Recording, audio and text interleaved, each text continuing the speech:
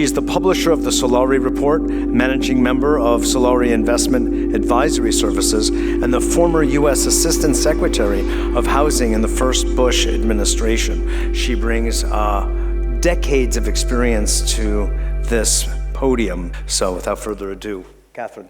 Thanks. You, Mitchell. Thank you very much. Thank you. It's really wonderful to be here. You know, I'm from the States, and we've had a very traumatic experience for the last 3 months, as we get about 300 commercials a day. And every day we get being pounded with some kind of ridiculousness. And then this email would come in from this wonderful group of young people in Holland who were working on this conference. And it became like a lifeline of something positive going on, and I couldn't wait to get here and meet them. And I just have to tell you, what a wonderful group of fearless people who've worked for months to put together something under extremely difficult odds. So before I start, I just want to thank them, not just for putting on this conference, but for staying completely focused on building the world that's being born, and for the sponsors and everybody involved, and for you for coming out. So let's give them a round of applause.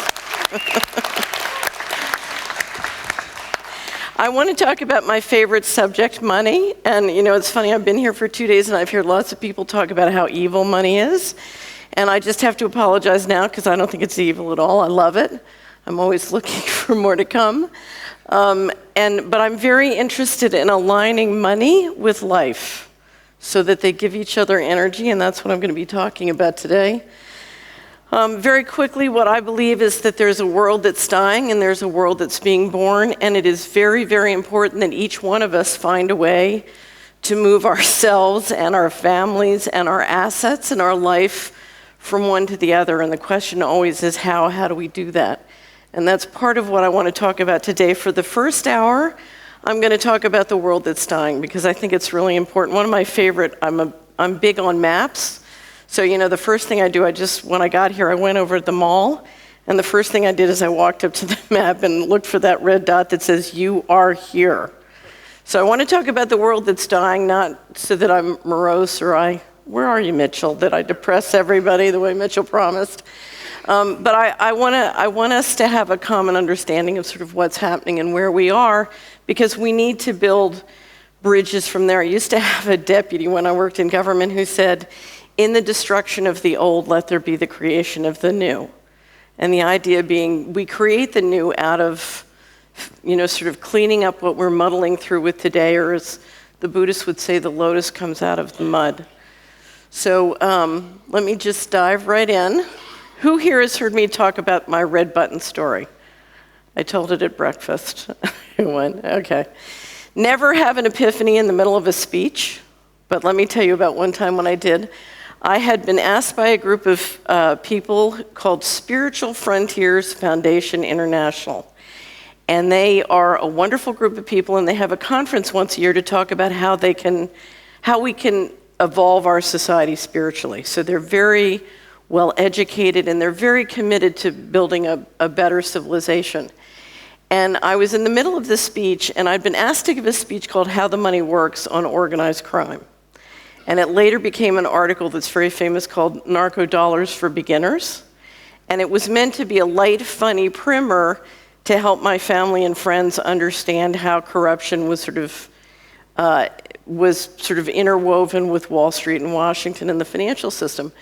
So I'm in the middle of the speech, and I was discussing congressional testimony that occurred in 1998 when Congress did an investigation and hearings on narcotics trafficking by the intelligence agencies into South Central LA, the so-called Dark Alliance allegations. So at the time, a spokesperson for the Department of Justice had told a reporter that I was helping with research that the US economy launders $500 billion to $1 trillion of all illegal, non-transparent money. So the United States is the global leader in money laundering. And oftentimes you'll see us accuse somebody else of money laundering, and if anything, that's a market share war. We're squabbling over market share. But so I said to this wonderful group of spiritually evolved, committed people, what would happen if we stopped being the global leader in money laundering? So we had a little conversation, and they said, well, you know, we'd have the money would leave the New York Stock Exchange and it would go to Hong Kong, it would go to Zurich, it would go to London, but it wouldn't come to the New York Stock Exchange. And we'd have trouble financing the government deficit because, again, the money would leave. Because not only would we not get the $500 billion to $1 trillion, but we'd offend the people who now control many decades of accumulated capital thereon. So I said, okay, let's just pretend there's a big red button up on the lectern. And if you push that button, you can stop all hard narcotics trafficking in your city, your county, your state, your country tomorrow, thus offending the people who control $500 billion to $1 trillion a year of dirty money. Who here will push the button? And out of 100 people, we got a button pusher. I'm always pushing the red button. Out of 100 people dedicated to evolving our society spiritually, guess how many would push the button? 1. So I said to the 99, the other 99, I said, why would you not push the button? And they said, we don't want our mutual funds, our 401ks, our IRAs, our retirement savings accounts to go down. We don't want our taxes to go up, and we don't want our government checks to stop. Okay? And I discovered 2 things that day. One was that everybody was frozen, afraid to talk about it. And think of it, it's kind of a metaphor for a non-sustainable economy. So, we could extend it from being dependent on organized crime to being dependent on warfare. But everyone was frozen and afraid to talk about the conversation of we're dependent on these cash flows, feeling that it was hopeless. And in fact, it's very important that we begin to have the conversation, because the important question is not, do we push the red button, but how do we turn the red button green, i.e., if we can make money pushing the red button, we can push the red button. Because clearly it can't make economic sense to destroy our economy with narcotics trafficking and all this crazy organized crime. So I did a little picture of the red button up here. As I've been going around the conference for the last 2 days, what I've been hearing from everyone is that we're all very conscious of the fact that there's an official reality and then there's a reality, and the two are not the same. Is there anybody who doesn't feel that? Okay. And what we're all grappling with is, what is that reality outside of the official reality, and how do we build a common understanding of it? And, I've struggled my whole life to try and understand. One of my favorite expressions is, who's really doing this? And why are they doing this? I've struggled all my life with trying to map out the real reality and the economics of the real reality. And I really had the fire put under me in 1996 when I left the Bush administration in 1991. And I said to myself, the fascists are going to take over and use this new technology to take more centralized control and kill us all. And so I decided that I would start an investment bank in Washington. And the first thing I would do is I just discovered the internet and relational database technology. So I said, let me build software tools that will help the average American understand the sources and uses of government money within their place. Okay? So if you come to America, no American knows how federal government money works within their congressional district or any of the jurisdictions that they vote for political representation. They have no way of holding their legislators accountable because they don't have any kind of financial transparency on where their taxes go and how it works by place. Okay, so you have very serious non-accountability. So I built software tools called Community Wizard, and you could dial into come in on a website, and you could say, okay, well, I live in this county, or I live in this congressional district, and you could start to download sources and uses of the government money by place.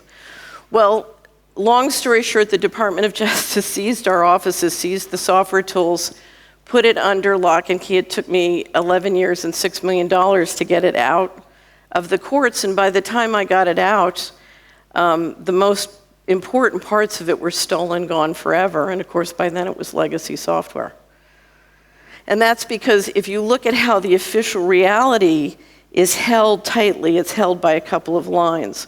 One is technology is very much politically managed, what technology is permitted and what's not. Another is knowledge, what knowledge is permitted and not. Another, and a big one, is money and investment. Where is money allowed to flow and not is another control point. And finally, admiration. You know, who gets to be the hero, who gets to be the leader? The media very tightly defines who's okay and who's not.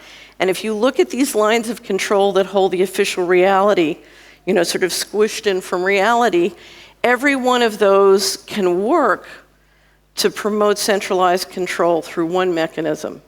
Anybody want to guess what that mechanism is? No? The money system could never work without this. Force. Force. We have literally a sector of the leadership which is free to kill with impunity and does. And they're free to use covert mechanisms to control in very violent, dangerous ways. And all of these different lines, whether it's control of technology or manipulation of the money system, manipulation of the media, all come back to force an economy run by force. I feel exactly the same about it.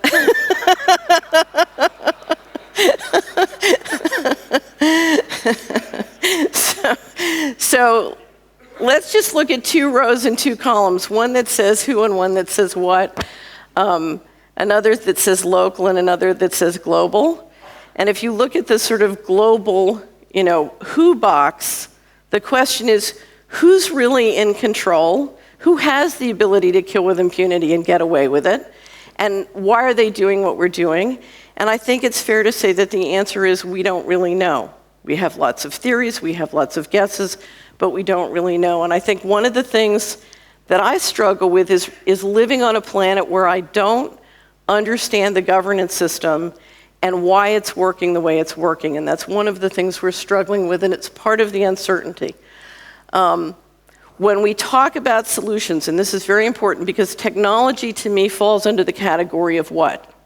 So politics and people and anthropology and culture is who, and then sort of what stuff, whether it's money and technology, is in the what category. And many, many times when I come and talk to groups of people who are talking about real solutions, is they're always talking about what stuff. So we need a new kind of currency, or we need more energy technology. But the reality is that our problems right now are political. We don't have any, you know, I hate to say this because I'm talking about the economy, we don't have an economic problem.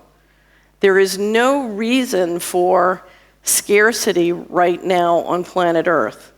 What we have is we have a political system that arbitrarily produces scarcity as a plan.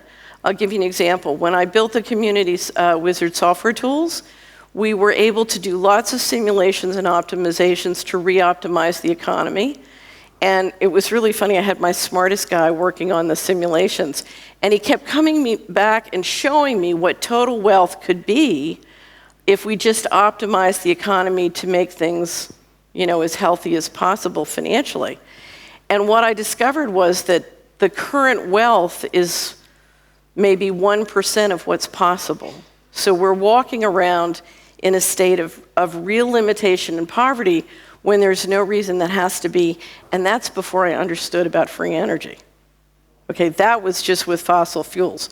So imagine, you know, how, and I've been sort of giggling ever since, because the big secret is there's no economic problem. The question is, can we build a civilization that can manage our resources wisely? And of course, that's a big question.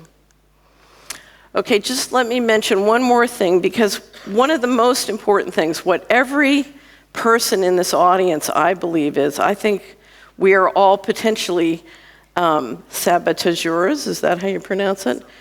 Saboteurs, exactly. We're trying to get that official reality to start to shift. We want that red button to kind of shift out. And I find one of the greatest opportunities to help shift that is if we can culturally learn how to stay what I call clear. So let me define the the 4 lines here. On the rows, we have clear and unclear, and on the columns, we have agree and disagree. So there are 4 states. We can either agree or disagree, and we can be clear or unclear. Now, of those 4 states, what's the single most desirable state? Clear and agree. So we're in accord, and we're clear about what's going on in the facts. We share the same map. What's the second most desirable state? Who said clear and disagree? You're right. Okay. The second most desirable state is clear and disagree. Because if we're clear and we disagree, then we either won't move to action and make a mistake, or we will move to action, but we're clear about where we disagree, and so we go off and we find more. Now, when you live in a world of uncertainty, it's absolutely imperative to get things done, to remain in a state of clarity. But what that means is we need a culture where we can communicate our disagreements safely to each other and keep learning from each other as we're figuring out what's going on. Okay? And that's really, where I come. I live in Tennessee, and I spend a lot of time in San Francisco, and we have a lot to learn about staying clear. In America, the first thing that happens is everybody hurdles to agree unclear. And you could spend a lifetime not getting the official reality moving out. Okay, so let me talk about the financial coup d'etat. Can you say why you think that is? I think, let me just move back. I think there's many things, but I think there's a tremendous effort to divide and conquer us. And so there's a lot of emotional feelings and tension when you try and move out of the official reality. I think that's number one. I think the second thing is people are very afraid to talk about what they feel is going on. So if we look at reality, we all have a piece of the jigsaw puzzle, but we don't have the big picture. And we're afraid of looking stupid, and we're afraid of saying something that's socially unacceptable. Because, in fact, we know that if we stay within the official reality, we're within the socially acceptable zone. And you can take a lot of shunning and being unacceptable by moving out. So I think there's real fear about moving out. Oh, could I move a little closer? I'm out of the socially acceptable zone. So, so I think, we like to be in accord. We're herd animals, and we like to be not alone. I think if you talk to any scientist or entrepreneur who's worked with free energy, oftentimes they found they have to go it alone again and again, and it's very painful to be alone, to not be in community. So I think those are some of the reasons why, when you add on the economic reasons, which is the money is very much used to define that line, there is the risk for many people. If they're identified as somebody who crosses that line, it could have serious economic ramifications to them in their employment and sort of financial issues. Okay, financial coup d'etat. Let me talk about what happened in the 90s, but let me start with a model, because in business and money, models are very important. So think of a ballroom where everybody's doing the waltz. If one guy starts doing the tango in the middle of everybody doing the waltz, you get a process where people start tripping over and hitting each other. And it's the same with models.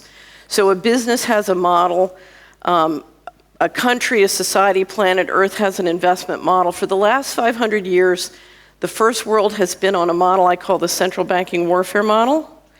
So the central banks print money, and then the military makes sure that people around the world take that money in exchange for cheap natural resources.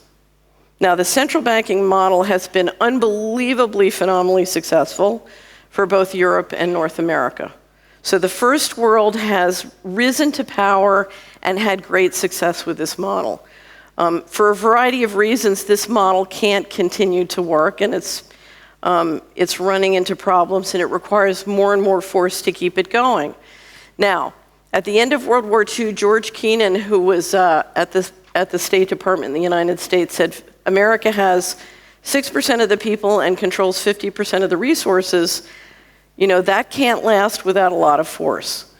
Well, a decision was made in the early 90s to literally do what's called rebalance the global economy. Anybody seen the expression rebalance the local economy?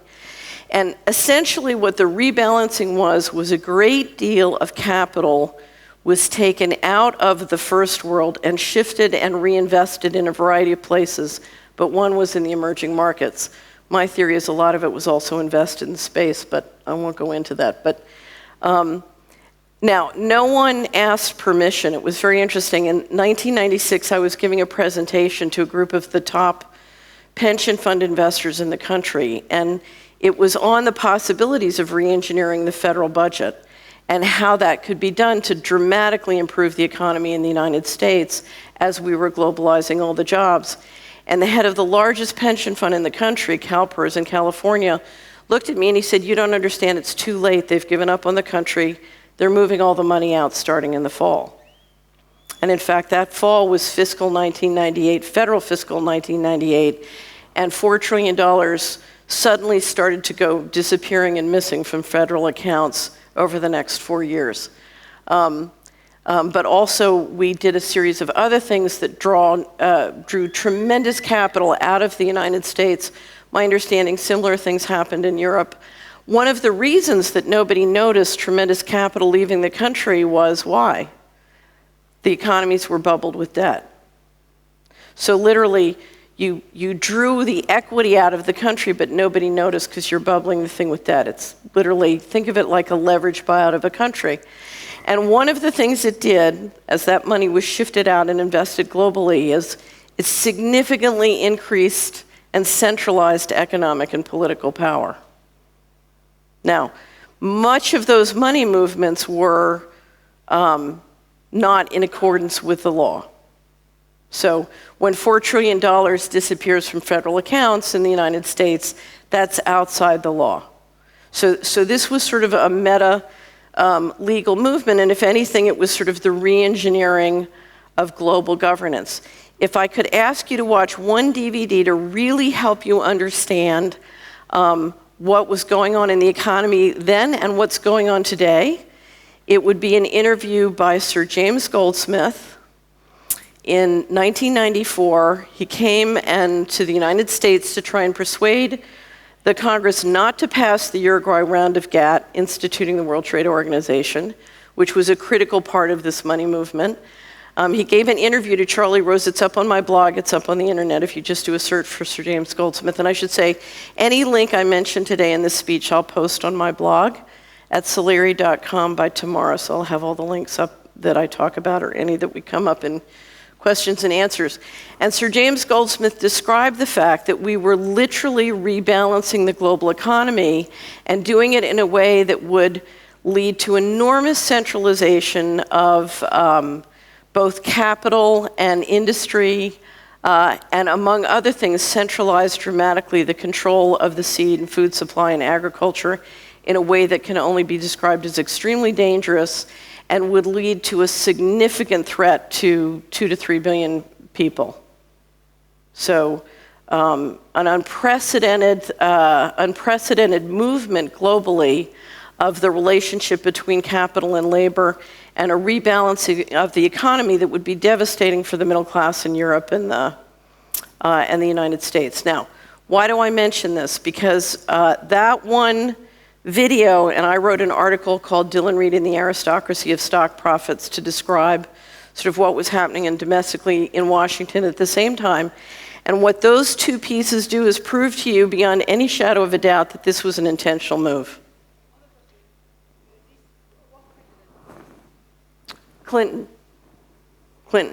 And the thing, if you read the Dylan Reed story, what it will help you understand is these things are deeply bipartisan. In other words, in the United States, both the Democrats and the Republicans are part of the pro-centralization team. I divide the world up into the pro centralization team and the pro-decentralization team. My guess is everybody in this audience is a member of the pro-decentralization team. Okay, but if you go to Washington, everybody, Democrat or Republican, is part of the pro-centralization team. They're just arguing about who gets the pork this term. Another way I call it is a leveraged buyout of a country, if not a planet. Does anybody know how a leveraged buyout works? So a company has a lot of money. You issue paper to take over the company, and then once you get control of the company, you pay the paper back that you used to get control of the company, right? Okay, so we issue trillions and trillions of dollars of fraudulent mortgage securities and derivatives, right? So we have trillions of fraudulent stuff out. We use that money to take control of the political process and take ownership of a ton of assets. And then once we've got control, what do? We announce there's a problem and we have a bailout and we make the country pay off all the phony baloney paper we used to take it over, right? Okay, so it's a leveraged buyout. So needless to say, it's an enormous shift of money, and what we're watching is the rebalancing of the global economy, and one that involved a tremendous amount of fraud. Okay, now, here's a little secret. Guess who's financing the financial coup d'etat? We are. That's why I'm always by day, my day job is I'm an investment advisor, and I started to do it I started to have to do radio shows after I got into litigation with the federal government. And so people started coming to me and saying, tell me what to do with my money. And I kept saying, I'm not an investment advisor. And finally I realized, I guess I am now an investment advisor. The universe has decided. But the first thing that amazed me was I would pick up somebody's financial statements and their investments to discover that they were financing everything they said they hated. And it's kind of a multiple personality disorder problem if you're asking the government to stop something that you're financing. So I'll give you a couple of examples because it's helpful. I have a very dear relative who was very angry about the Iraq war and a particular defense contractor who had very big contracts on the war. And I did an audio seminar about socially responsible investment and mentioned that a very famous socially responsible investment fund had a big investment in that defense contractor. And this wonderful relative called me and she said, that's impossible. I'm an investor in that mutual fund. That means I'm investing in these people that I absolutely hate. And I said, yes, you are. So I saw them at Thanksgiving. I went through her whole portfolio, and it turned out she was investing in them 3 times and didn't even know it. And what's very interesting is if you sit down with most people and you walk through their investments, they literally can't see from looking at their investments where their money's going and what it's financing. I'll give you another example. The university endowments have very significant sort of investment operations, many universities. And oftentimes you'll go to a university and you'll see the kids protesting, and of course they're all getting scholarships that are being financed with the endowment. And when you dig into the endowment's making a fortune doing the very thing they're protesting. So there's kind of a multiple personality disorder, and it's one that's worth facing because the minute we face it, we start to find the mechanisms to really shift. So for example, we were talking this morning, but what I will tell you is if you look at the personal investments of millions of families all over America, they would love to shift a portion of their money out of Wall Street and into the kind of projects that we're talking about this week if they had the proper mechanisms to do this. They don't yet, but that's the opportunity to create it, because the more people realize, I can't change this by begging my government to change it. I'm going to have to find out where my power is, and whether it's shifting my time or attention, that's where my power is, and that's where I'm going to do it.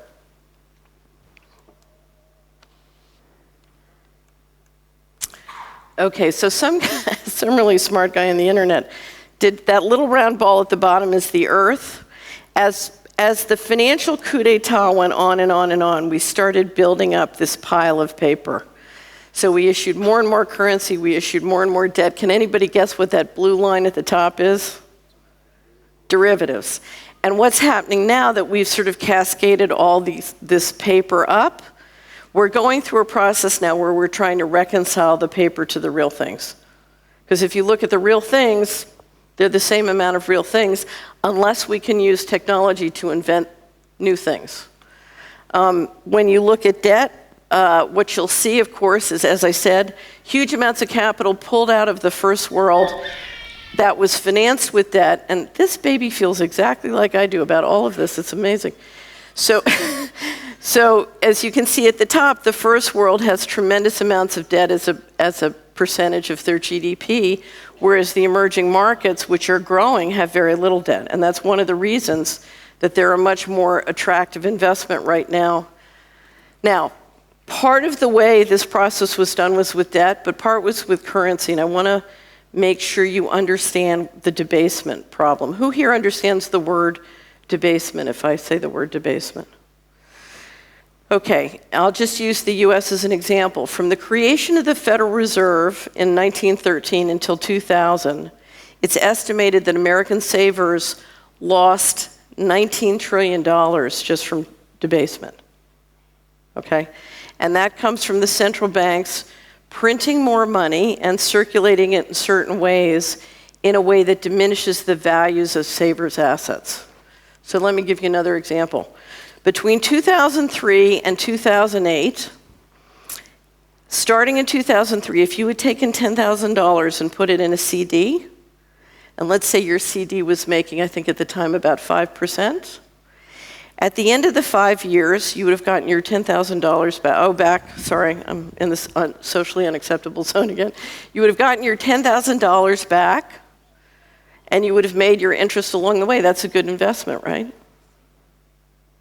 Well, here's what's interesting. If you measure that investment in gallons of gasoline, when you got your $10,000 back, you could have bought half the number of gallons of gasoline that you could when you started.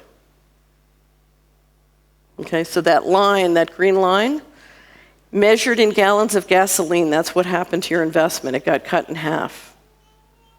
Now, if you'd put the money in gold, the gold would have gone up, but by the time you finished paying taxes and sold your gold at the end, you could have bought approximately the same amount of gallons of gasoline that you could at the beginning. So let me translate that into a whole community. If I did an estimate, it's up on my blog, if you take a community of 100,000 people during this very period, and you just count up all the dollar deposits, so denominated in the currency of that country, and you add up what's sitting in the volunteer fire department and what's sitting in the municipality and what's sitting in the school board, what's sitting in people's bank accounts, and you just add it all up, and then you look at what happened in their purchasing power over that 5-year period, how much did that county lose in purchasing power when measured in 2008 dollars? Anybody want to guess? $3.3 billion. Okay? So with currency debasement diminishing the value of our savings and our assets, that's one of the ways that the financial coup d'etat is operated. What is the percentage of debasement? Oh, well, what you're trying to do is measure the rate of inflation. And I would say that to measure the rate of inflation, the single best source of those statistics are shadow stats, John Williams' website, shadow stats. But probably if you look at food and household expenses over that period, they went up anywhere from 150 to 300% on a lot of the critical expenses, and income stayed flat or fell. So there's wide dispersion, and part of the problem is, think of it this way. A can of tuna fish costs 10% more this year. The size of the can is 10% smaller, and the chance that you're going to get food poisoning from it is 10% higher. Okay? That's debasement. Okay? Now, one of the things I started to worry a lot about 10 years ago was the extraordinary effort to centralize the food supply. If you look at the effort that the United States and a group of companies is making globally to force genetically modified food and the intellectual patenting of seed and food supply globally, it's amazing, and they're using tremendous force to do it. And I kept asking the question, why? So let me give you my theory. The central banking warfare model has very much depended on the Navy's control of the sea lanes to control trade, particularly in oil. So one way to think about it, the dollar is the reserve currency globally, which has tremendous financial benefits to the people who control that mechanism. But it's on an oil standard. So the United States prints money, but they control the trade in oil, and that oil keeps the value of the reserve currency up. And if you look at the management of any currency system, if it's not tied to a tangible like gold or silver or some kind of precious metals, but if it's not tied to a tangible, traditionally a fiat currency has still depended on the backing and the control of some valuable commodity. Okay? So when you have a reserve currency, you need that control of a commodity or some kind of control. What's going to happen if new energy technology comes out? Oil's not going to work to back the dollar or some kind of reserve currency. So what's going to back a reserve currency? Food. Food and water. My bet is if you want to have a digital global currency, which is where they'd love to go, oil doesn't do it.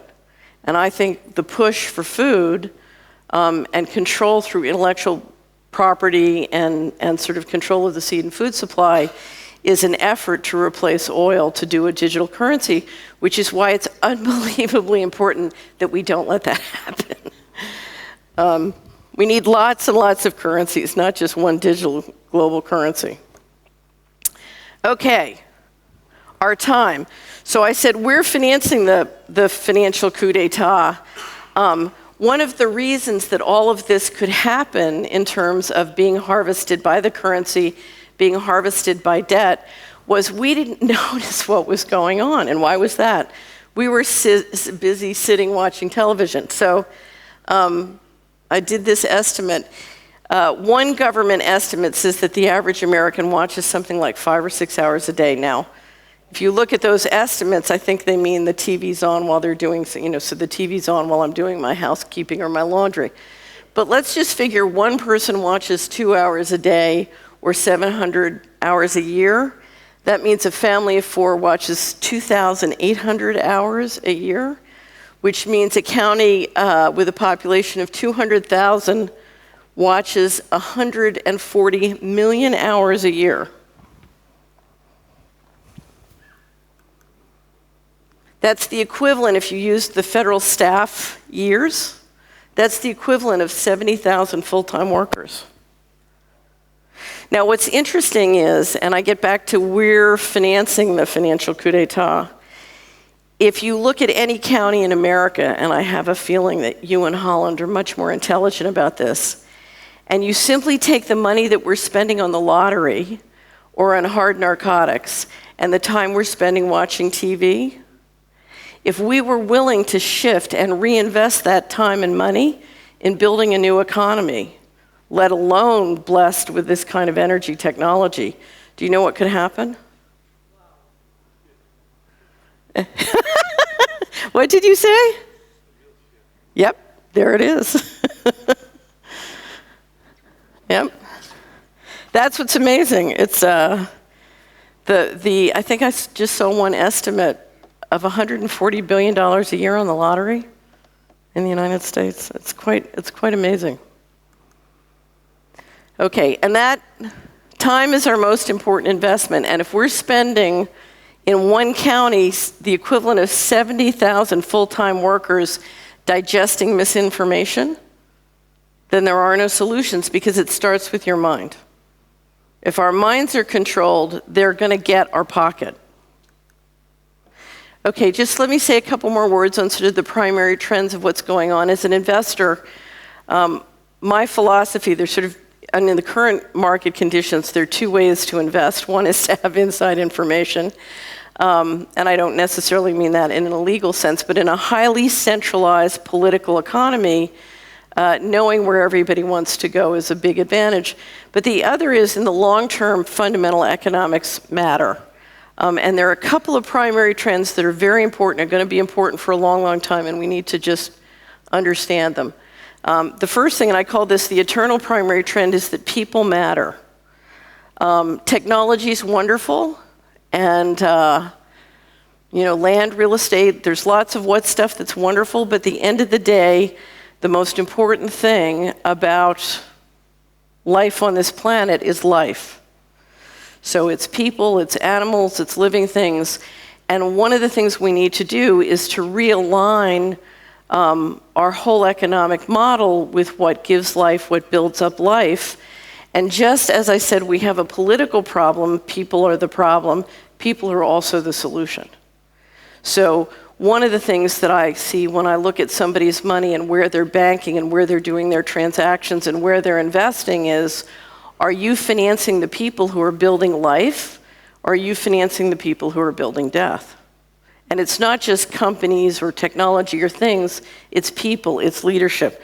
As an investor, when I look at a company, the number one thing I look at is who governs, who leads, who am I looking to? The number one biggest investment in any county in America, and I suspect it's the same in Holland, is, can anybody guess? No? People, education. The number one investment is education. We raise and educate our children. Okay?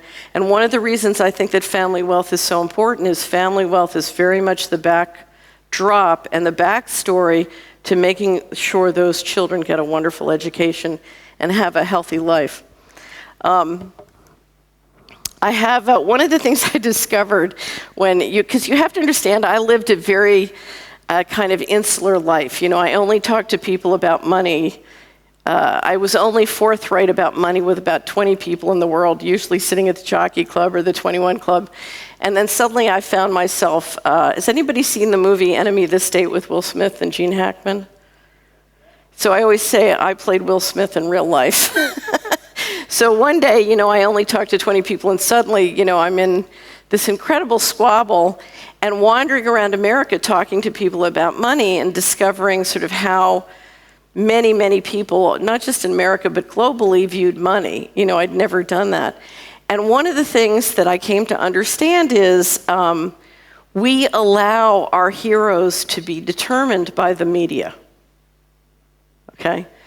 So let me give you an example. I was at a Christian revival in 2000, and the preacher was from Dallas, and he brought George W. Bush in, it was during the election, he brought George W. Bush in by monitor. And everybody, including one of my pastors, stood up and started clapping for George W. Bush.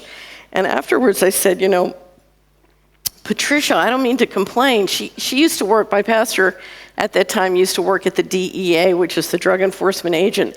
And there's nothing about narcotics trafficking and wrongdoing by any of the leadership in the United States that this woman didn't know. And I said, well, Patricia, I just almost lost my life and I lost my fortune trying to stop, corrupt behavior by the Bushies and the Clintons and all these people, and you never stood up and cheered for me. And you just stood up and cheered for him. And she said, well, he's going to be the winner. And I said, so I'm a loser and he's a winner? And she said, yeah, that's right. Well, let me give you another story. I work a lot with a precious metals dealer, and who had a real bad fight with the Department of Justice. And I went to him and I said, look, I'm going to recommend you to my clients. And he said, you can't recommend me to your clients because I was indicted by the Department of Justice. And I said, I don't let my enemies determine who's credible with me and not. But what I discovered sort of traveling and driving around America and the globe is people who are credentialed by the system are considered admirable by the general population.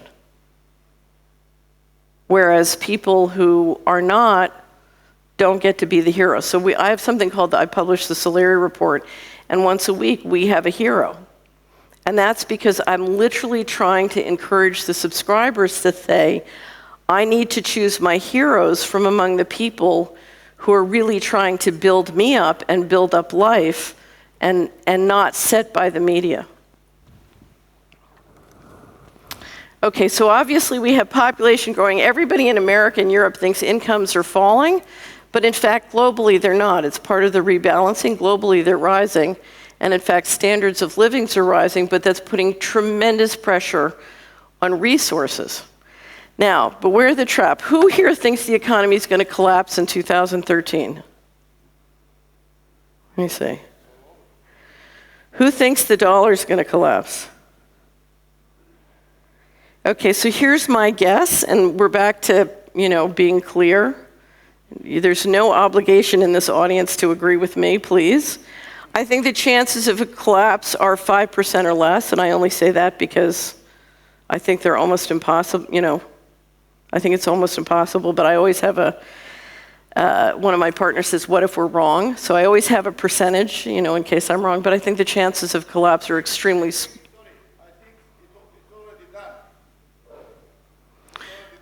No, what we're watching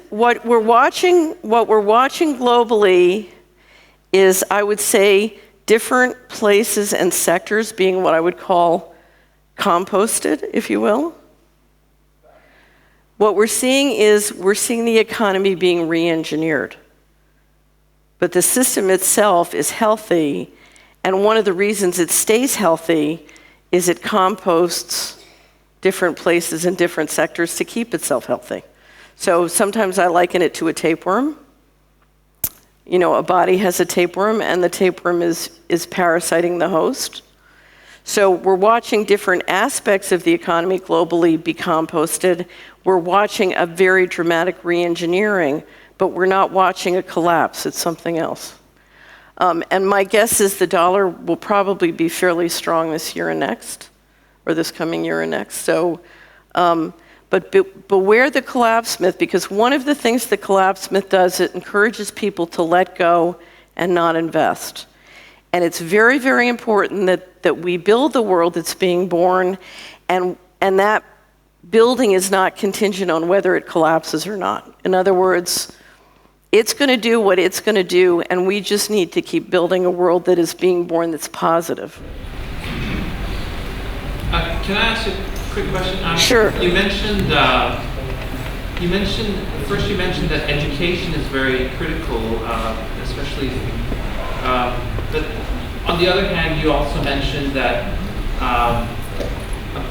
normal folk, regular folk, tend to believe people with credentials. So, do you mean education in the sense of gaining credentials, or education in the sense of a general education or a practical education? What I would say is, because I'm one of those people who thinks credentials is irrelevant.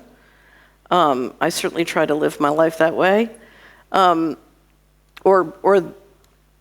many credentials. They're credentials, obviously, they're valuable. But I think education that gives young people the values and the skills they need to be effective in their life and live their dreams is unbelievably important. And there's nothing, it's funny, when I worked in Washington, somebody, I'd get called in by the secretary and he'd say, we need a plan for this. And it would always come back to the fact that the way you build a great civilization is one child at a time. And there are no shortcuts in doing that. And I think one of the key things to really building a healthy economy is that education a productive and healthy one or not? I just saw a wonderful documentary called The School, about a school in Russia. Has anybody seen this? It's up on my blog. It's a school where the children built the school. The children designed the curriculum. The children are both the teachers and the students. And it's incredible. It's a beautiful and very inspiring documentary, and it reminds you of what great education can be.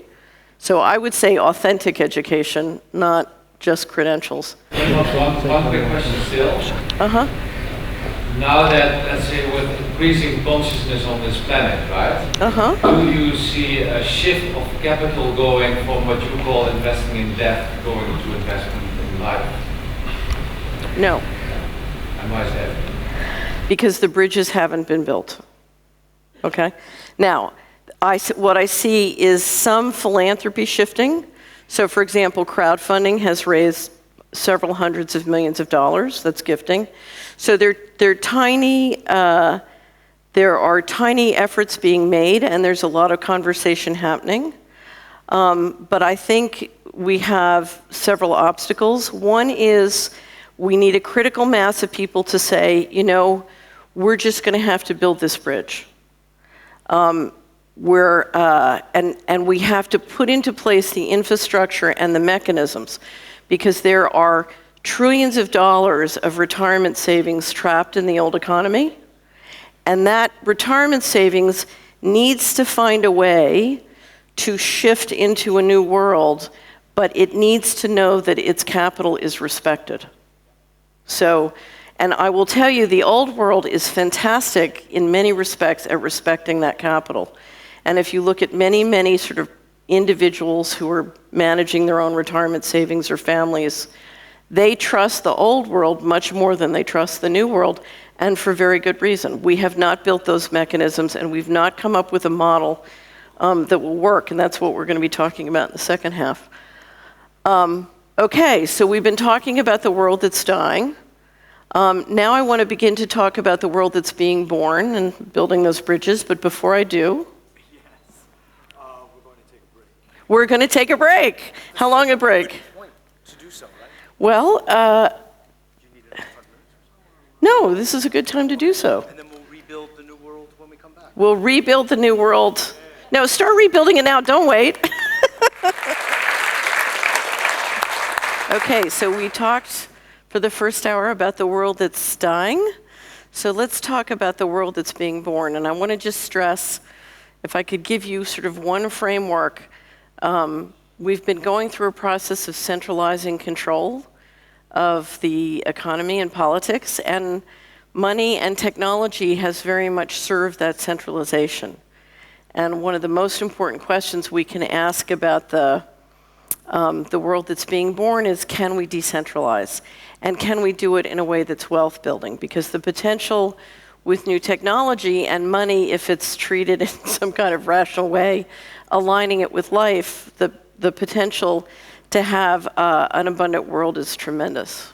Okay, so I just want to talk through some of the critical issues. And sometimes people will say to me, what's the new model?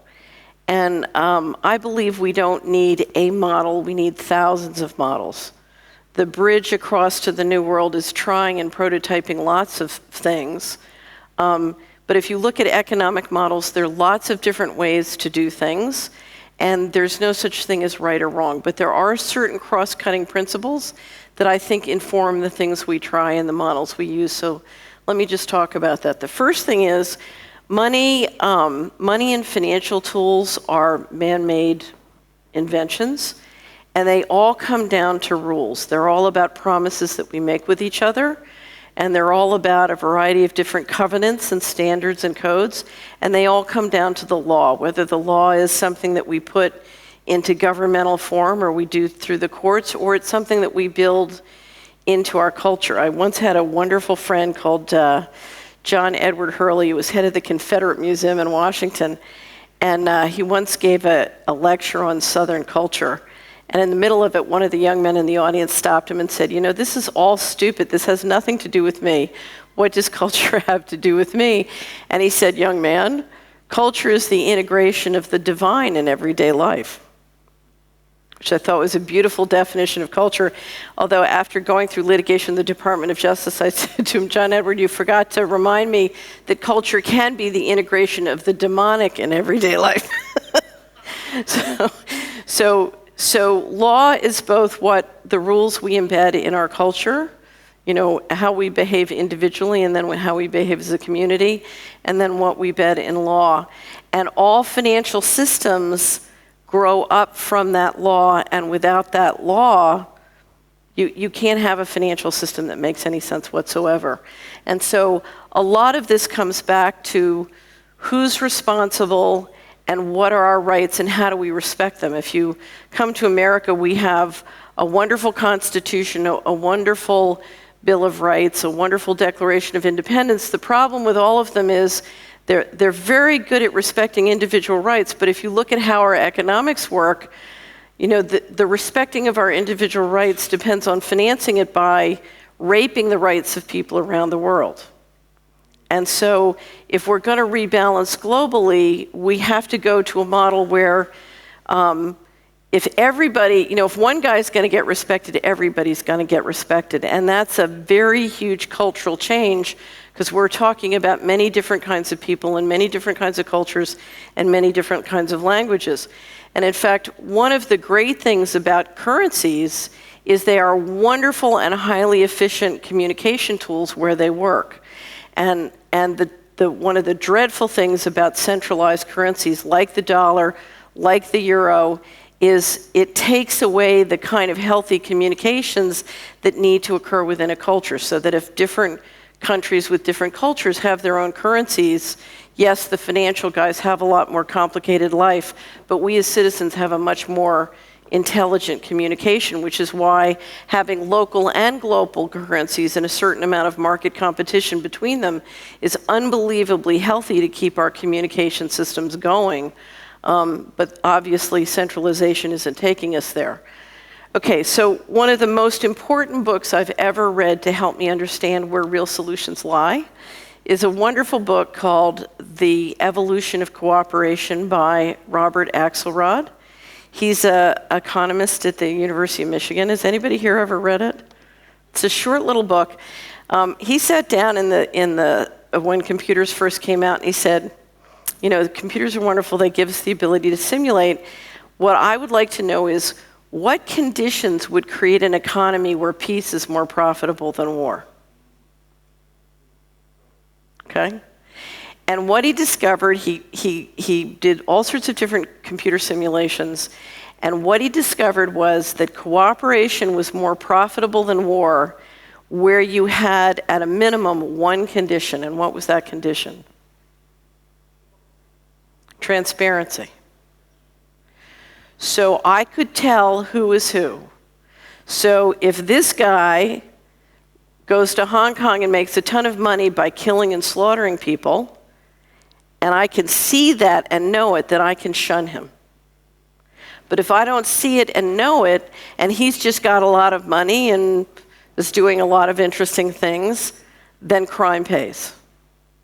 And in fact, we've set up a highly non-transparent economy in the Western world where crime pays, because people can make money in very covert, illegal ways through warfare, and yet that's invisible to us, but they're held out as, you know, they have the money. And in fact, they just got another $27 trillion thanks to the bailouts. So we have a system, and in fact, there's another sort of side to this coin, and that's privacy. Does an individual citizen have privacy, and do we have transparency about government money and operations or any other kind of shared pools of money? And in fact, it's the opposite right now in the United States. The individual citizen essentially has zero privacy. Generally, the government and a variety of private corporations have more and richer data on how an individual's money works in America than that individual has on themselves. So there's absolutely no privacy and no financial privacy, but there's no transparency of how government money works in a way that's easy and accessible. So let me give you an example. I told the story earlier of Community Wizard. When I was first developing Community Wizard, one of the partners that I'd worked with on Wall Street, I'd had a very successful career on Wall Street before going to Washington, came down, and the gentleman in question had built the trading floors at Morgan Stanley and then come over to Dillon Reed and had run our capital markets group. And so I explained Community Wizard to him, and he said, "Oh, this is a stupid idea, this will never work." And I said, "Well, Luis, where do you live?" He says, "Well, I live in Bronxville." He lived in Bronxville. And so we had big monitors in the conference room. I had him pull up all the sources and uses of federal monies and credit in Bronxville. So we pull it up, and suddenly Luis explodes in anger. He was Cuban. He starts screaming in Spanish. I said, what's the matter? The first item was federal flood insurance, $4 million, I think. And Luis said, Bronxville's on a hill. I've lived in Bronxville for 30 years. We've never had a flood in Bronxville. You can't have a flood in Bronxville. It's on a hill. And there are a lot of games in the federal insurance program. So anyway, so I gave him a printout of all the sources and uses of money that we had in Community Wizard on Bronxville. So the next morning I had a conference call with him. He flew back to New York, and I called, and Luis is one of those people who's always on time. I couldn't get through. The phone was busy. Didn't hear from him. Finally got through hours later. I was furious. I said, Luis, we had a conference call at 10:30. He said, I am so sorry, but I've been on the phone with the deputy mayor of Bronxville for the last 4 hours, and we have gone through all these numbers, items by items, and I want you to know all this corruption is going to stop. And I said, Luis, I thought you said it was hopeless. He said, that's before I had the numbers for my neighborhood. So, but that's transparency, and that's the kind of transparency we need. When you saw the real collapse in the economy in Argentina and Latin America, sort of in the 2000 time period, there was something that came, I think it came out of Porto Alegre, called participatory budgeting, where the citizens said, that's it, we've had it, and they all collected up and got in the room and said, we're going to create the government budgets. And they started to get intellectual mastery of how the money worked, and they started to sort of re-engineer the budgets themselves. So transparency is unbelievably important, and transparency is the thing that can help citizens exercise their power to vote with their money, to vote with their time, to vote with their attention, to vote with their relationships. And that is absolutely critical, because the most important question in any financial system, whether it's local or global, whether it's old or new, is who enforces. And we can't have a system that depends on government to enforce. I mean, how's it working right now? Not. Okay. So we're going to have to shift things, and we're going to have to take much more responsibility as citizens to enforce and to create mechanisms of transparency that can help us do that. Currency. Currency is really a tool that is one of the most efficient communication devices when it works. And obviously they don't always work. But a great currency I don't need to have a conversation with 7 billion other people on the planet about how they feel about this pair and how they value that pair and how much work it took them to grow that pair or to ship that pair. All I need to know is it's this much to me. And so where a currency works and markets work, it's phenomenally efficient as a communication device. When currencies don't work well, then we get tremendous misunderstandings, not just in the economic process, but trust breaks down between people.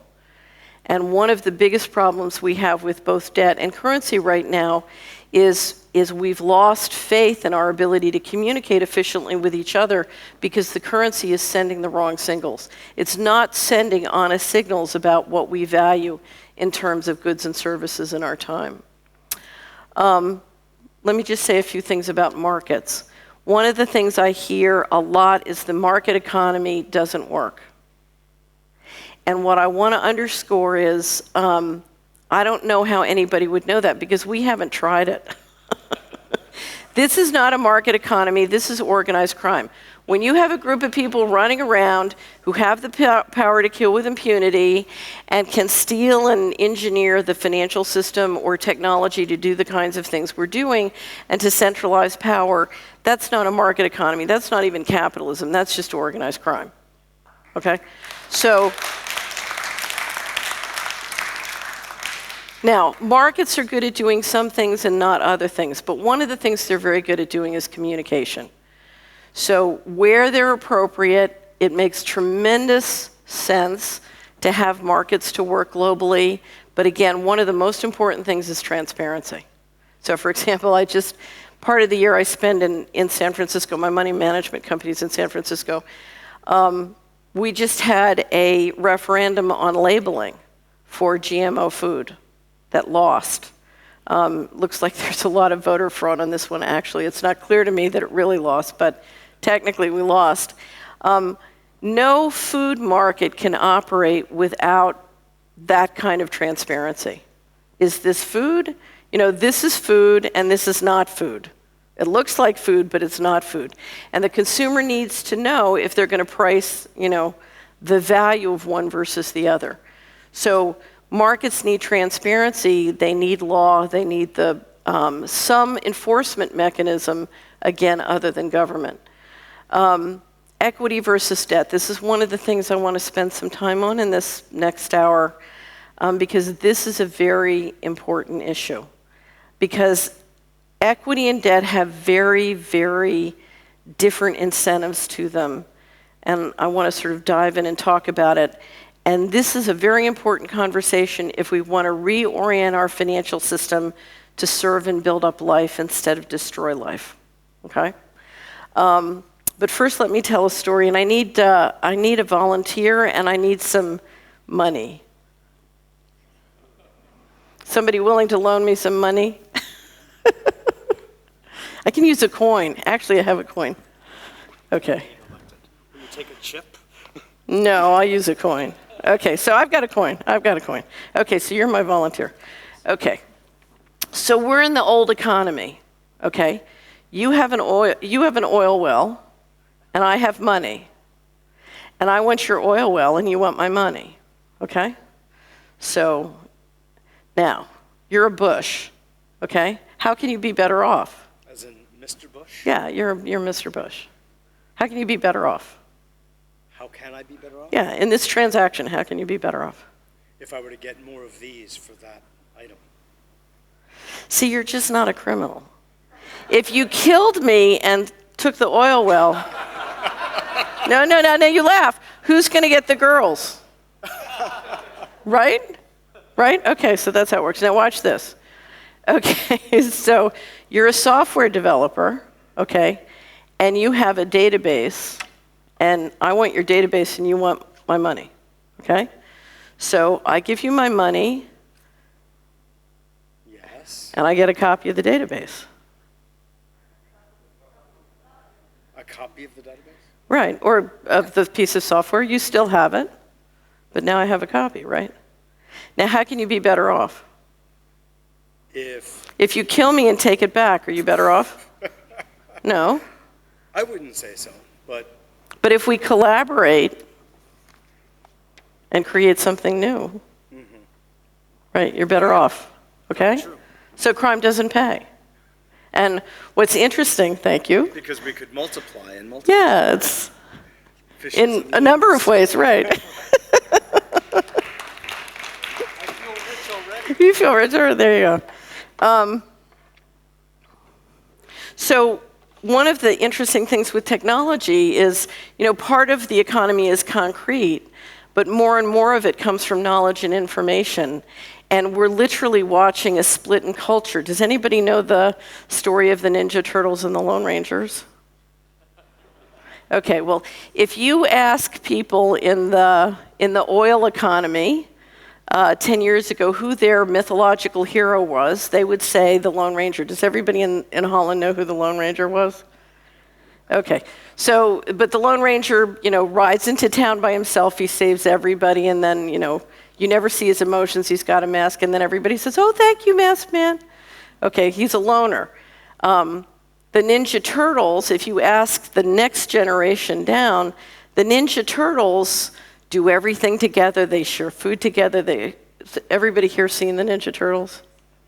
No? Okay. But it's a whole different paradigm of a shared collaborative culture. It's an information technology culture. It's not the concrete economy culture. And what we're watching in the leadership, one of the things that happened in the US election is you saw a style choice between a Ninja Turtle style and a Lone Ranger style, okay? And so we literally have those two cultures warring at the same times.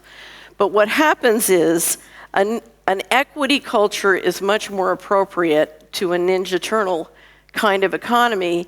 And the reason is, if you and I create a company together and we're 50-50 partners, then if you make money, I make money. If I make money, you make money. Now, as we've seen from the debt bubble that's just occurred, I can loan you money, have you fail, and I make money. Okay? So you create a non-alignment in incentives where I make money, I can make money from your failure, as opposed to I make money from your success. So I can land in a country, destroy it, rape it, take it over, bring it back with government investment and contracts, I make money. Now, if everybody had an equity investment in that country before it started, everybody lose money, you'd have a constituency that would be very furious about it. Now, when you talk about equity and the importance of thinking and financing with equity as opposed to debt, one of the issues you come to is the relationship between government investment and private investment. And by private investment, I could mean just the investment of individuals and households as well as companies and enterprises. What you find is that a lot of private investment looks successful because government money is spending a huge amount of money rigging something behind the scenes in a way that's not economic. So let me give you a couple of examples from the American budget. I live in a state where approximately 20 to 25% of the people get food stamps from the government. Okay, so they can't afford to buy food. They get vouchers from the government, they go buy food. If they were to get on the phone and call customer service with a question about their food stamps, they would get somebody who worked in India for JP Chase, who was doing a job that they could do. And if they were doing that job, they would need food stamps. So we're paying a whole world of people not to work, while the government is paying JP Chase to do a job that those people could do. So if you go through the federal budget, one of the things you'll find, for example, in America, is we're often paying a defense contractor $100 to $150 an hour to do a job that could be ported through telecommunications into a community where taxpayers would love to do a job for $15 an hour plus healthcare. There are thousands of those examples. And so a positive return on investment in the private sector is being propped up with a negative return on investment in the public sector, and in no place in America is it worse than in healthcare. Because between the pharmaceutical companies and all of, sort of the shenanigans and the suppression of healthcare technology, including some of the kinds that we've seen at this conference, we've gotten healthcare expenses, tens of thousands of multiples above where they have to be, not to mention the fact that everybody's eating food that's not really food. So part of the critical issue when we think about building the economy in the new world is how can we change that and start returning both sectors to positive economics? Because I tell you, I think Europe is better in this sense than America, but if you look at how much money is being lost and destroyed every year by using government money to prop up, in many cases, sort of corporate stocks or sort of misbehavior for political reasons, as opposed to optimizing the economy, there's tremendous opportunity. Does anybody know where the number one source of political contributions in the United States comes from? Where? It comes from capital gains. So as a politician, I do something that makes the stock go up, and the people who benefit from that stock or that piece of real estate going up in value give me a piece of the action in the form of political contributions. Okay? And so you hear this giant sucking sound from the US federal budget into things that prop up this stock or this piece of real estate, whether it makes economic sense or not. Okay, now that gets us down to my favorite topic, which is optimizing the economics of place, because that's where the big opportunity is. If you look, and I'll keep sticking with America because that's what I know. If you look at America, America breaks down to 3,100 counties, and part of aligning the financial system, the financial ecosystem with the living ecosystem of people and the environmental health of a place is bringing that re-engineering down and realigning the governmental and the private money within a place so that it starts to realign in a healthy way. So let me just go through a little bit. If you go to business school, as I did, what they teach you is your job as an investor is to get the highest return for your investment, okay? So if you put money at a bank and you want to get an interest, you're interested in going to the bank that'll give you the highest interest return. Okay, so we were always taught to get the highest return for the investor. And I spent a lot of time in the 90s when I was building Community Wizard trying to understand what's wrong with that system, and here's what I discovered. Any investment, and when I say investment, I don't just mean an investment of money, I mean an investment of your time or attention, of your skills, of your knowledge. Any investment has an impact on the financial ecosystem that it happens in. So if I build a convention center in a town, it has an impact on the place, on the life and the economy of that town. And I call that impact the total economic return. And that total economic return is divided up between a return to the investor, the person or enterprise who made it, and then the network. Okay, so we build a convention center in a town, the investors who put up the money get a return, and then the general economy gets a return, which could be positive or negative, okay? So the return to the network. Anyway, so I did a lot of study of the investment process, and what I learned was all we needed was a very simple change in protocol. And that protocol was never intentionally do anything that will have a negative return to the network or yourself. Now, life is difficult, we make mistakes, so I try and always have a positive return. I don't always achieve it. But it was very interesting. There were many, many years when everybody kept saying, oh, invest in Enron, invest in the housing, but invest in all this stuff. And I kept saying, no, it's crap. I don't want to do it. It's harmful. It's hurting people. I have no interest. And what you'll find over many, many long periods is, of course, everybody who put up money and thought, in Enron and thought they were going to make money, in fact, lost it.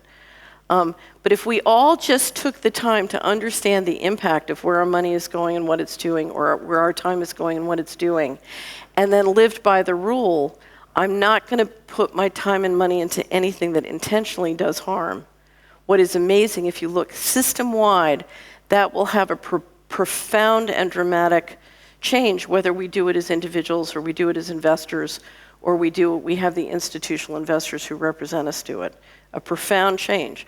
One of the amazing things is if you look across European and American investment in the 90s and 2000s, you regularly saw big pension funds investing in things that were intentionally doing harm to other investments in their portfolio.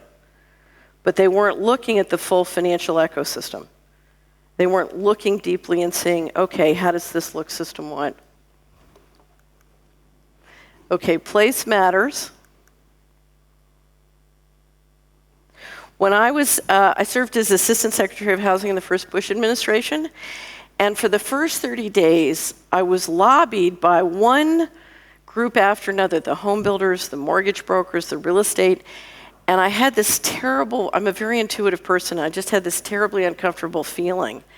And I couldn't figure out what it was, and finally after 30 days I realized everybody was lobbying me to do that thing which would cause their stock to go up. So if I changed this or that rule, or if I originated this kind of mortgage insurance, they would make money and their stock would go up.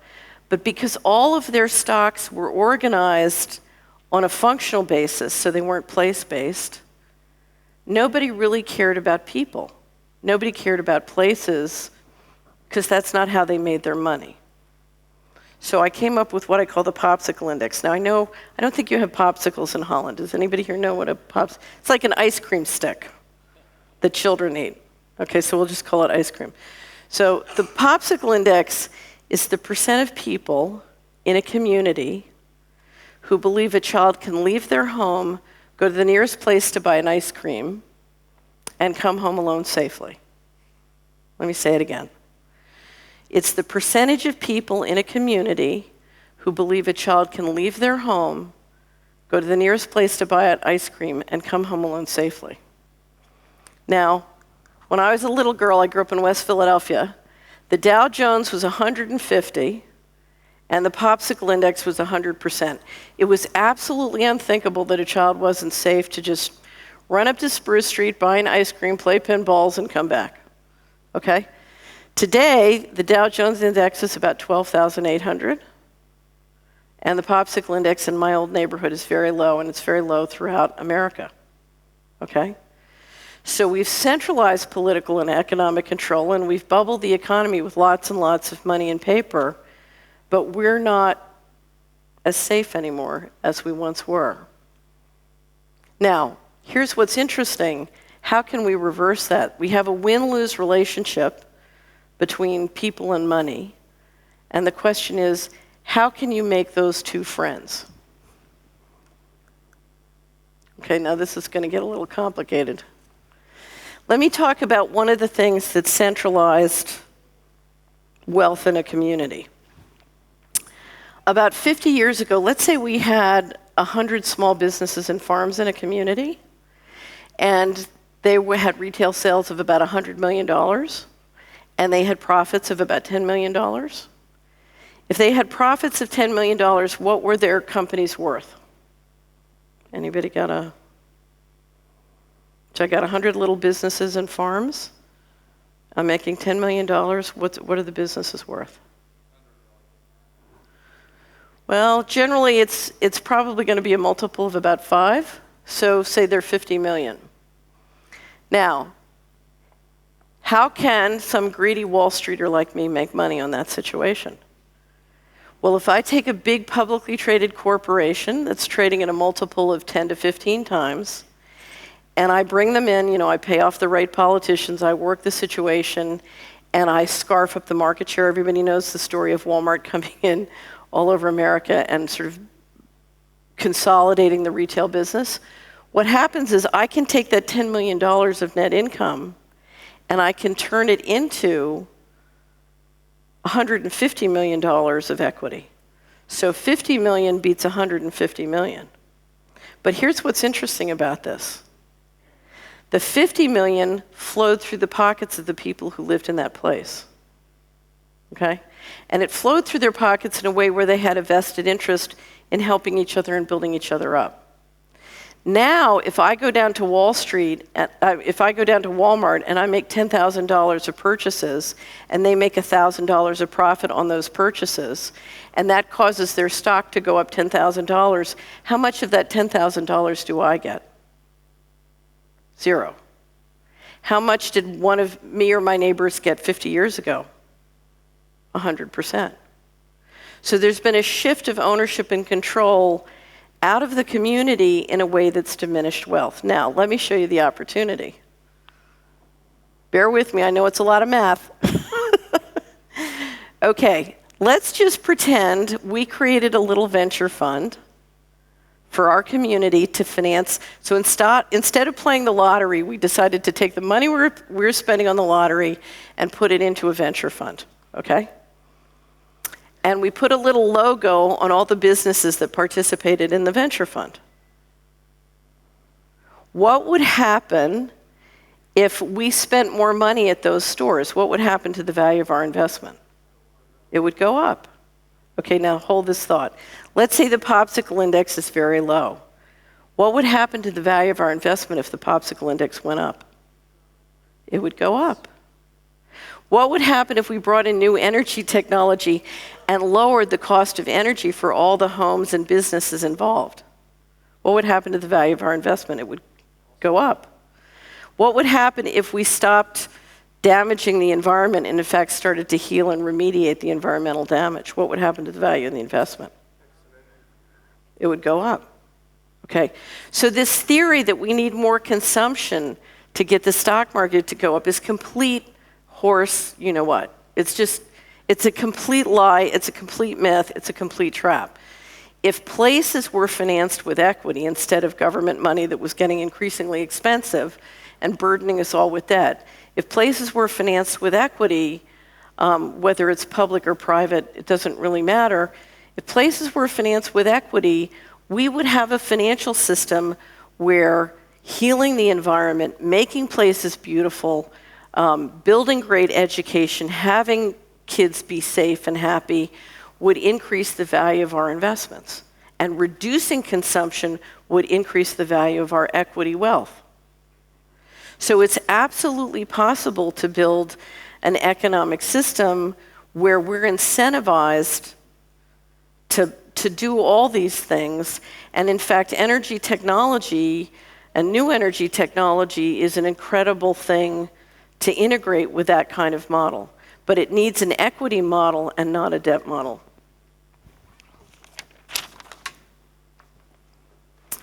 And what's really interesting is if you reverse the process, you're talking about something where the families in that place and the businesses in that place can absolutely participate in the economic value created.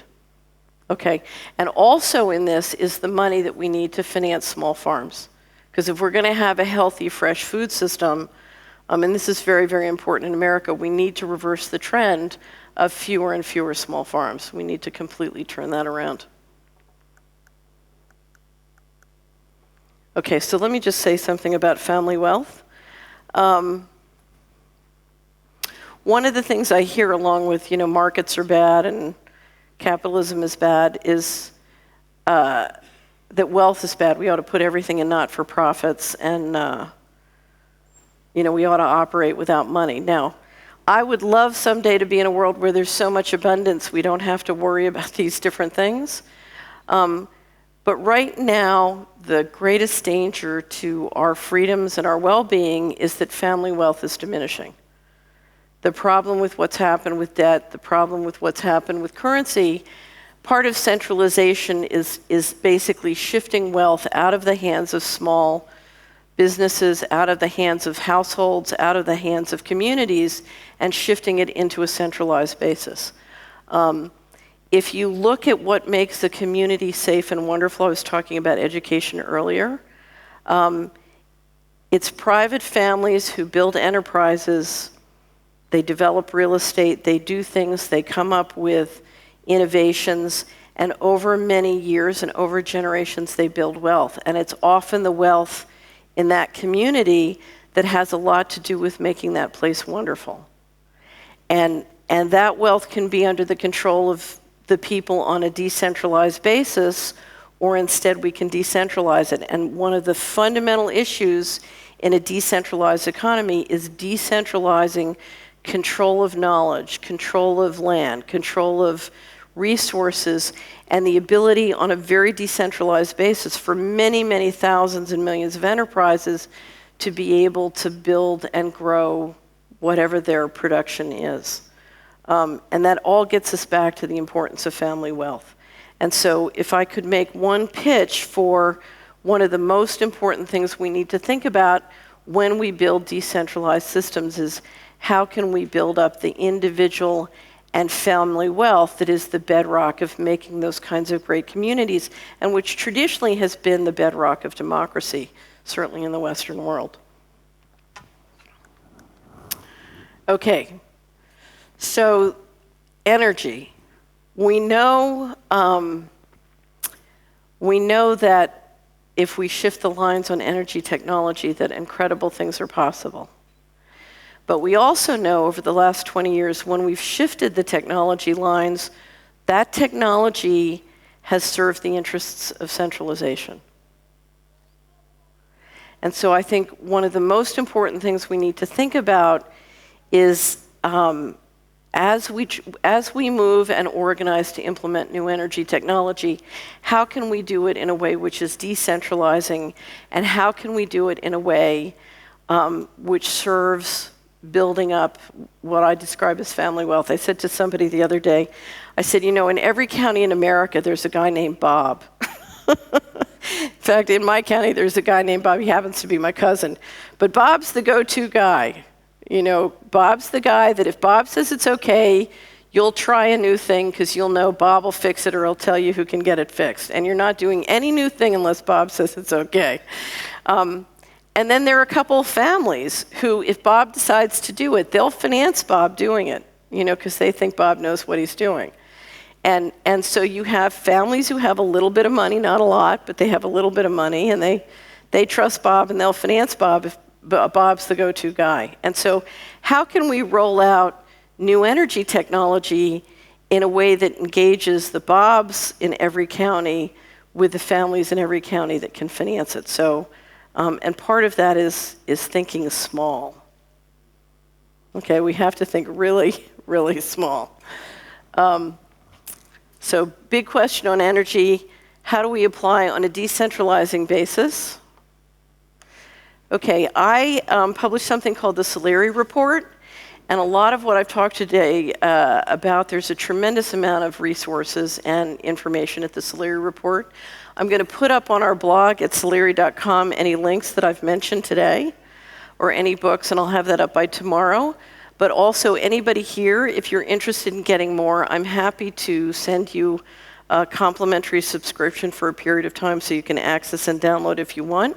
All you have to do is send me an email at catherine@solari.com and give me your name, address, telephone number, and the email address you want us to send it to, and I'd be happy to do that.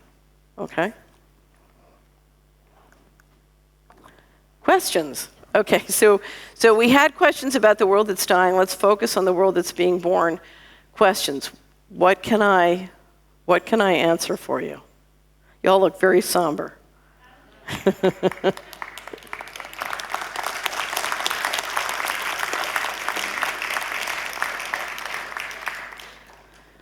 Well, with these new energy technologies, the thing which strikes me is that it's quite low on investment. It's quite a small investment needed. Can you, in the whole bigger scheme of the things you tell is so big, and it's so reachable, but yet it's so far. Can you mention something? That's an excellent question. You have, on one side, you have capital that would love to see this kind of technology happen, but is in no position to understand it, underwrite, do the due diligence, and is not set up to do private equity. On the other hand, you have a whole group of scientists who would love to get some kind of financing. And what needs to happen is we need to create mechanisms whereby projects can be analyzed, organized, incubated, and that information presented in a way that people can choose to invest or not. And one thing we've been talking about is crowdfunding is something that can do a certain amount. The SEC is about sometime in 2013 to promulgate regulations to allow crowdfunding to happen with private equity, which could unleash a lot of money if you created the knowledge and credibility mechanisms that need to be done. So you need think of it like a meta-governance infrastructure. You need a meta-governance infrastructure that can help people understand what projects are, what the risks are, and sort of underwrite them and make them credible for people who can't do that for themselves. And for inventors and scientists who don't begin to have the time to do that. There's a huge communication gap between the two groups, and that needs to be organized and managed and filled. The other thing that has to happen is within that function, you need what I call the Air Force. So let me tell you a story. I was out in California, a group of people in about 2004 tried to persuade me to come out to California and try and raise money to help with my litigation. And so I went out and I did all these speeches and I did all these tours, and no one would give me a penny. I mean, so you had people who were multi-millionaires who wouldn't give me a penny. I mean, I could go to the poorest black church in America and they'd put some grandmother would come up and put a quarter in my hand and say, here's my prayer for you. So I could get more money at a black church than I could get from multi-millionaires in California. And finally, one of them, was a very wealthy heiress, did me the honor of saying, I would never give you money. I don't want to piss off the CIA. So you have all these investors who are afraid of the political ramifications of moving outside the official reality. So you need either a function that will protect them from that or a function that can deal with the economic warfare. So you need to create a function that makes it very, very expensive and difficult for the powers that be to pick on one particular company. And if you can find a way to finance that in an umbrella organization, you can make it economic. So there is a communication and governance infrastructure to intermediate between the two that has to get created. And you can't do that one company or even one sector at a time. You need something that says, okay, All these projects that are new technology that have real political risk need this kind of function. And that function is, conceptually, it's not that hard to create. It can be done, and if you look at the potential opportunity, it's a very sound investment to do. A lot of the pieces are here. It's a matter of bringing them together and moving up to the next level. I've been very much involved in local community projects to start food box schemes, all sorts of things like that. But one thing I see is that on the macroeconomic scale, money is created out of nothing and brought into existence as debt plus interest, and therefore that's the currency we are actually using. It's also then repaid through taxation, and with every level of with every level of transaction within the community thereafter, there is taxation that's being siphoned back out of the community into the central pot for the war machine, etc. Right. I wonder if you'd comment. Well, I agree with everything you just said. The current currency system puts us like a hamster on a wheel, and there's no way out. If you've seen the documentary Thrive, there's a great description of, sort of how this all works. And the reality is, if we were free to do what we want, we'd start to build local currencies and we'd start to build lots of other mechanisms, because there's a tremendous number of things we can do to get off that wheel. The problem is every time we try and do them, we literally run into the problem I ran into, the Department of Justice seizing your offices. And if you look at what's happened to sabotage every sort of local currency and barter system, they've been stopped. And as they've been stopped, we're beginning to build enough consciousness where people say, well, wait a minute, this is a rigged game, it can never work, we have to get off the treadmill, what do we do? And there are thousands of things we can do, the first thing being, let's stop financing them. Because we are literally financing the people who are running the treadmill. And, but I think it's going to take a critical mass of people starting to do that and starting to push and fight back.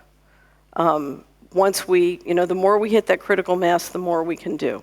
But you're absolutely right. It's a treadmill, and right now it's a global treadmill because the people running the G8 central banks are forcing everybody else to do the same thing. And we're watching a currency war go on globally where the debasement is happening across the planet. Any other questions? Okay. So, there is always a complicated solution and there is always a simple solution. It seems to me that you are master of a complicated solution, and okay, that is your choice. I respect it highly, but I'm going to offer some simple solution also that exists. That's very simple, because I remind you. Can you do it simply? Yeah. I'll make it. One moment. I remind you on this lecture, previous lecture, on this rhythmic balance interchange. That is the God's love principle in creation, what means equal giving and re-giving. The name of the evil in our human creations is interest.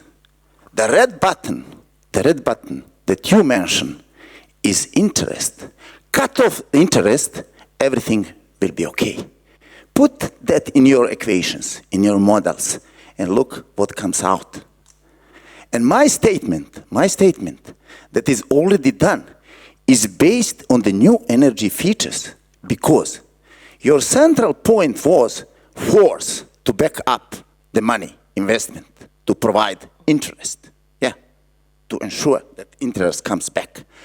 Okay, there is now new energy on this planet that is already established, that is here, that doesn't support money, that doesn't support force, power, on fear. The energy that is forceless, powerless, and that is fearless. And this energy works for us. This energy made those old systems collapsed. And there is a one general law. Okay, can I answer that? Yes. Okay. So I absolutely agree that debt-based systems with interest and debt-based currencies are hideous. The reality, though, is if we were to operate with equity-based systems and healthy currencies, but we were still governed by an invisible group of people who had the power to use technology invasively and kill with impunity, we would still not be that much better off. And so this is what I get back where I say what solutions are good, but we have to deal with a fundamental political solution, because I could take the most enlightened people on the planet and put them in charge of a rotten currency system and a rotten debt system, and we would have a great world. So we need leadership that has an intention, which is one of building up life for everybody, and that issue has got to be dealt with. We can't just deal with it with energy technology and financial technology. We have to deal with a fundamental political issue, which is hard because we don't really know who they are and why they're behaving the way they're behaving. We can guess, but it's conjecture. One more question. No, I've got one question. Okay. And then we go to break. Catherine doesn't know it already, but she's going to be on the panel discussion tonight. Okay. So more questions can come there. She can also be pulled on her jacket if you have questions. My question for now is I want to go back to the crowdfunding, because I think that's one of the pillars of the new movement. Yes. I want to take it a step further, the crowdfunding thing. The crowdfunding thing it's still not transparent. People donate money. They can't see what actually happens with the money. They can see the end result, and people can be happy with that end result or not. My suggestion is, and my question to you is it practical, can it be practical done that private people create a bank account? The person who creates the bank account is the main person who facilitates the bank account. The other people can put money in, they can't put money out, but they can see from minute to minute what happens to that bank account, what is spent on what. So everybody is an owner of that account. Only one person takes care of the money that goes out. Is that possible without getting help from the banks themselves?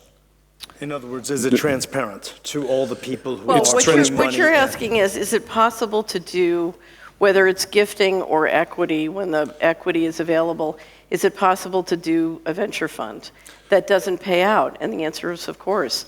The question is, how do you set up and run the transparency and reporting so that it's effective for everybody involved? Is it legally possible for me to open an account, to give everybody a password to that account, to see what's happening on that account? They can only give money in, they can't take money out, but they can see from minute to minute what's happening on that account. It's legal to do that as an equity investment in America, not as a bank, but as an equity investment, yeah, it's completely legal to do. The one issue is that to do it as an equity investment, you need the regulations from the SEC, but basically, yes, it's feasible to do. Okay. Because again, I love the crowdfunding, but Right. it's still not transparent. But I can't answer for Holland. Yeah, okay. So I think with the crowdfunding, we have to make the next step into totally 100% transparency. What's happening with the money that comes in? Well, this is a much more detailed conversation, but you have to make the transparency effective, and you have to make the transparency organized so that people can't be harmed. Because we live in a world where economic warfare is the basic paradigm, and our enemies will use that information and that transparency. So part of designing the transparency feedback systems is to make sure it's healthy and transparent, but our liability issues can't skyrocket and our expense can't skyrocket because of economic warfare. Okay? Thank you very much. Okay. Let's have a hand for Catherine Thank you. Fitz. Thank you.